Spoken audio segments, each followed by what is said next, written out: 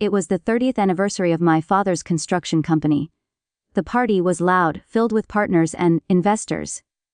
My brother Kyle knocked a full glass of red wine onto the white carpet. He just laughed. I, Sarah, the accountant, the fixer, went and got the cleaning supplies. I was on my knees, scrubbing when I heard my father's voice. Richard. He had his phone out, recording an Instagram live. Look at my accountant. He boomed, his voice slurring slightly. Always cleaning up the mess. Some things never change. His business partners chuckled. Seconds later, a comment notification popped up on his screen from my sister Haley. 3 laughing, crying emojis. I didn't cry. I didn't yell. I didn't even look at my father, Richard. I just stood up. The cleaning cloth I was holding dropped from my hand to the floor, right on the wine stain. The room went silent. You could hear the ice clinking in someone's glass. I walked straight past my father, past the investors, whose faces were frozen in awkward pity, and I grabbed my purse from the entry table. My phone started buzzing before I even reached my car. It was my father. I declined it. Then my brother Kyle declined. Then my mother Karen declined. I drove not to my own apartment. I knew they had a key. I drove across town to the quiet street, where my Uncle David and Aunt Linda lived. They opened the door, looked at my face, and didn't ask a single question. Aunt Linda just pointed down the hall and said, "The guest room is ready, Sarah. There are clean towels on the bed." I sat in that quiet room all night. I didn't sleep. I just watched the numbers on the digital clock change. I felt the anger, but it wasn't the hot, screaming kind. It was cold, it was clinical. It was the quiet, precise anger of an accountant who had finally found a catastrophic error in the books, an error that had been draining the company dry for years. At 8:15 in the morning, my phone lit up, a text from Haley. It didn't say, "Are you okay?" It didn't say, "Where are you?" It just said, "Why isn't the card working? I'm at the checkout trying to buy a 3 off 500 influencer package. It's declined." What the hell did you do? I stared at the message. A package.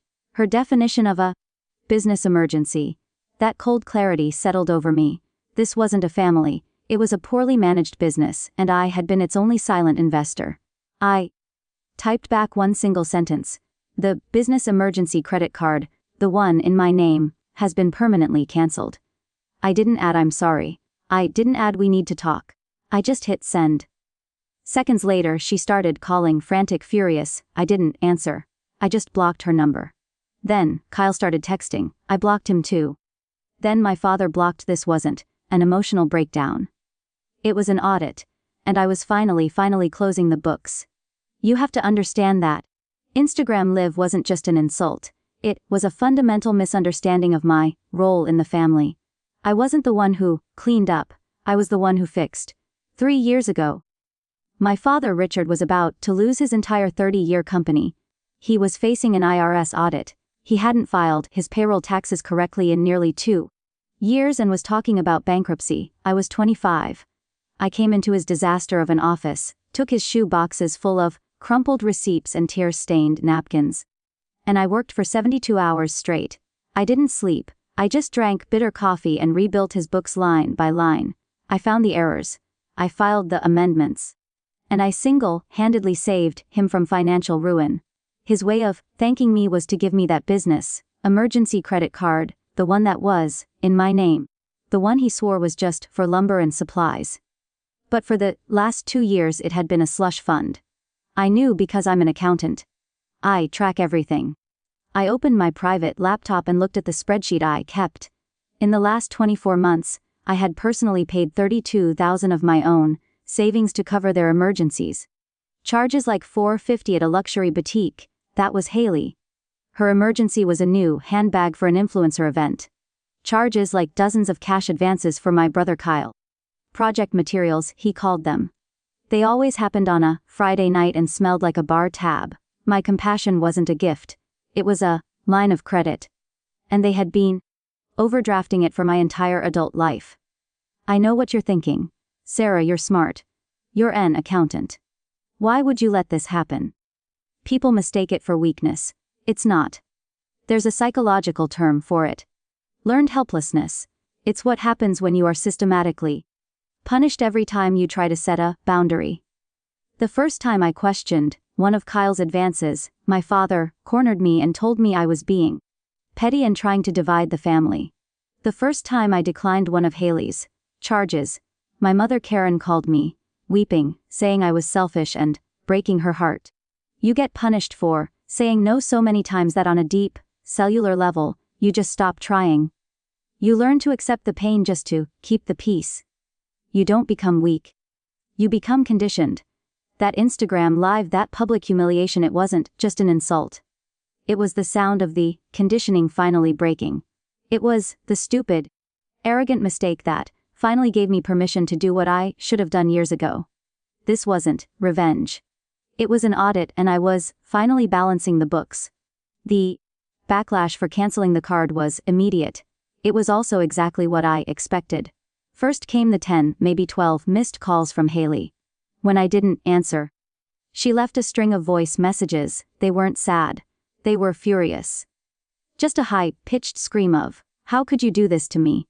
And, "You're jealous and I'm telling Dad." Of course, she told Dad. An hour later my father Richard called. His tone wasn't apologetic. It wasn't concerned.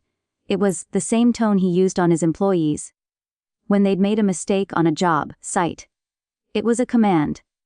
"Sarah, I don't know what kind of childish game you're playing, but you're embarrassing me. That card is tied to the business account. You're making me look bad in front of my partners. Turn it back on now." I let him finish. I let the silence hang in the air for a second. I just said, "No, the card is in my name. The account it was tied to is closed." He started to yell something about ingratitude and respect. I didn't listen. I just hung up the phone. I thought that would be the end of it. I thought they'd rant and rave, and then, faced with a financial wall, they would simply stop. I underestimated their capacity for escalation. I forgot the cardinal rule of dealing with narcissists. If you take away their supply, they will try to destroy the container. That afternoon I got a text from my brother Kyle. I hadn't blocked him yet. It was a photo. It was a photo of my home office. The apartment I paid for, the one they had a key to for emergencies. They had gone in, but they hadn't just gone in, they had destroyed it. My dual screen monitor was smashed. Glass everywhere. My file cabinet was overturned and the contents were ripped and scattered. These weren't just magazines. These were my professional documents, client tax records. My entire life's work shredded. My work laptop, the one I didn't take with me, was face down on the floor in a puddle of what looked like coffee. My blood didn't run hot. It went ice cold. I wasn't just looking at a tantrum. I was looking at thousands of dollars in property damage. I was looking at a violation. A second later, a caption came through from Kyle, "Cleaning up your mess. Guess you should have taken your trash with you." I just stared at the screen. They hadn't just insulted me. They hadn't just stolen from me. They had now very stupidly escalated this from a family drama to a criminal matter. And as an accountant I knew one thing better than anyone. The value of a good paper trail. And he had just handed me the receipt. I forwarded the photo from Kyle to my cousin Evan, with a simple text. "They are in my apartment destroying my office. I need you to go there. Don't engage with them. Just get my passport from the desk drawer and the blue backup hard drive, that's it." He just wrote back, "On my way." I sat at my Uncle David's kitchen table, my hands perfectly still. My Aunt Linda put a cup of tea in front of me. I hadn't asked for it. I just stared at it. "Sarah," he said, his voice low. This isn't just them being cruel. This is professional." I nodded. "He's trying to destroy my ability to work." "He's trying to destroy you," David said, his voice hard. "He's panicking, and when he panics, he gets stupid and mean." He sat down across from me. "I wasn't going to tell you this. I was going to deal with Richard myself after the party, but you need to know what you're really dealing with." He paused. "Richard came to me 6 months ago. Said his company, the one he was just celebrating, had a cash flow problem. Said he needed 10,000 just for 30 days to make payroll before a big check cleared. I didn't say anything. I already knew where this was going. It's been 6 months, Sarah." David said, "Not a dime. Every time I ask, he says the Check is delayed, or you know how clients are. He borrowed it from me knowing full well he'd never pay it back. I looked at him. He didn't borrow it from you, Uncle David. He stole it, just like he's been stealing from me. That word stole, it changed the air in the room. This was no longer a disagreement. It was a pattern. I picked up my phone. I didn't call the police. That was an emotional move. I needed a clinical one. I looked up and dialed the number for a business litigation attorney my old boss had recommended. A woman answered. Law offices. Yes, I said, my voice perfectly steady. I need to book an emergency consultation. My name is Sarah and I am an independent accountant. I believe my primary client, who is also my father, is actively sabotaging my business and has just committed felony destruction of property. The phone call was short. The lawyer, Miss Hayes, was sharp. She told me to document everything. File a police report for the damages and, most importantly, freeze your credit, Miss Sarah, immediately, right now, this second. She said. If he's willing to destroy your office, he's willing to destroy your name. I hung up, opened my laptop, and went to the credit bureau website. My Uncle David sat with me. This seems extreme, he said. It's just an audit, I replied, my fingers flying across the keys. I paid the fee to pull my full comprehensive credit report. The file loaded. My uncle leaned in. What is it? He asked. A few late payments. A card you didn't know about. I couldn't speak. I just pointed at the screen. My hand was shaking now. For the first time, I was shaking. It wasn't a the 20,000 credit card. It wasn't a 4,000 personal loan. It was a business loan, a commercial line of credit for 250,000. It was taken out 8 months ago from a bank I'd never heard of. And then I saw my name. I wasn't just listed on it. I was the personal guarantor. I, Sarah, 28 years old with the 32,000 in savings, had personally guaranteed a $250,000 loan for Richard's failing company, a company he had just thrown a lavish party for. Sarah, my uncle whispered. Did you sign this? I just shook my head, my eyes scrolling down the page. There in the status column was a bright, red flashing word, default. The loan had defaulted 3 days ago, which meant that, right now, as of this morning, the bank wasn't looking for Richard. They were looking for me, the guarantor, for a $250,000. He didn't just insult me, I whispered. I finally understood. The party, the Instagram live, the humiliation, it wasn't just arrogance. It was a setup. He was discrediting me, painting me as the messy one, the failure. So when this all came crashing down, who would believe me? The messy accountant or the 30-year business veteran? He forged my signature, I said. The words tasted like acid. He used my professional license, my name, and he forged my signature to save his company. I started to laugh. It was a terrible dry sound. My uncle looked terrified. Sarah, he didn't just throw me under the bus. Uncle David, I said, the cold clinical clarity, returning sharper this time. Lethal. He strapped me to the engine. I picked up the phone and called Miss Hayes, the lawyer, back.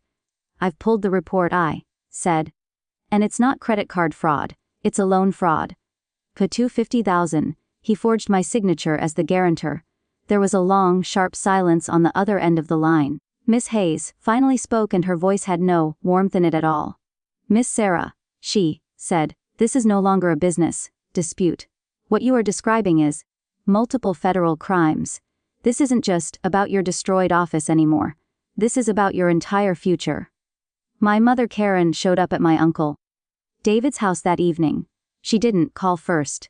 She just appeared on the doorstep looking small and wrecked. Her eyes were red. Her hands were shaking. She wasn't the composed, judgmental woman from the party. She was a ghost. My Aunt Linda let her in, and my mother just stood in the hallway twisting the strap of her purse. Sarah, she whispered, please, you have to do something. I just looked at her. I didn't offer her tea. I didn't offer her a seat. Do something about what, Mom? Your father, Richard, she stammered. He's losing his mind. The bank called him. An investor called him. He said, you're ruining him. You're ruining the family. She was begging me, the mess, the cleaner, to fix this. I felt nothing. No pity, no rage, just an absence. Did you know about the loan? I asked. My voice was flat. She flinched like I'd slapped her. What loan? He borrows. the $250,000 loan mom, the one he defaulted on, the one he forged my signature to get. Her face crumpled. That was the answer. She knew, maybe not the details, not the amount, but she knew, and in that moment, I saw her for what she was. Not just a co-conspirator, but a different kind of victim. We call them passive enablers. It's a specific kind of psychological cage. A passive enabler isn't quiet because they agree with the abuser. They're quiet because they are terrified of the abuser. My mother's entire life, her home, her car, her friends, her status was tied to Richard. For decades, her financial and emotional survival depended on her violence.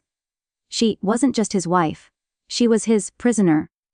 Trapped by a dependency so deep she could no longer tell the difference between his survival and her own. It wasn't an excuse. It didn't make her innocent. But it made her pathetic. And it made me realize my father was the true solitary black hole that everyone had been circling.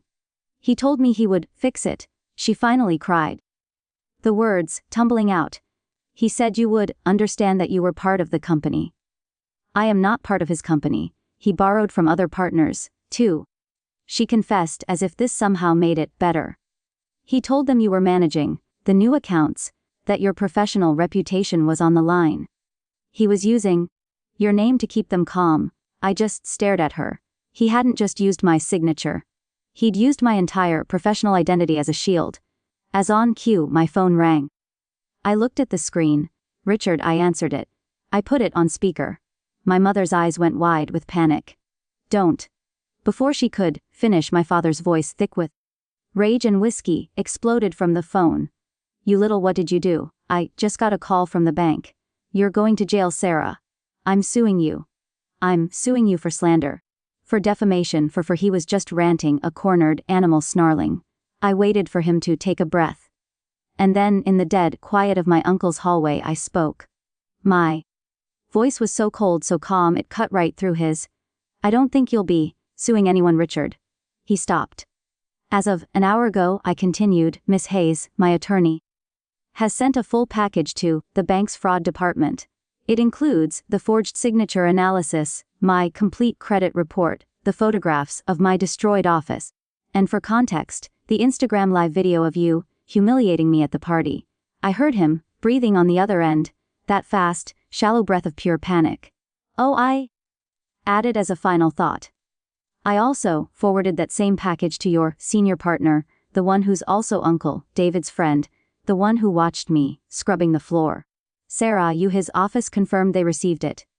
Good luck, Richard. I hung up the phone. I looked at my mother. Her face was white. You should go, I said, and I turned around and walked away, leaving her standing alone in the hall. The fallout wasn't a slow burn. It was an implosion. That package I sent to the bank and to my father's senior partner was, as my lawyer put it, lethal. The bank immediately froze all of the company's assets pending a full fraud investigation. That partner, the one who was my Uncle David's friend, didn't just pull his investment. He filed his own lawsuit against Richard for fraud and misrepresentation, using my name and professional license to secure his trust. My father's 30-year company, his entire identity, the monument to his ego, collapsed in less than 2 weeks. It was just a house of cards built on bad debt and my forged signature. Richard was facing multiple federal charges. My brother Kyle, who was only a project manager because his father signed the checks, was now for the first time in his life unemployed. My sister Haley, the influencer, realized the second the money tap was truly permanently off.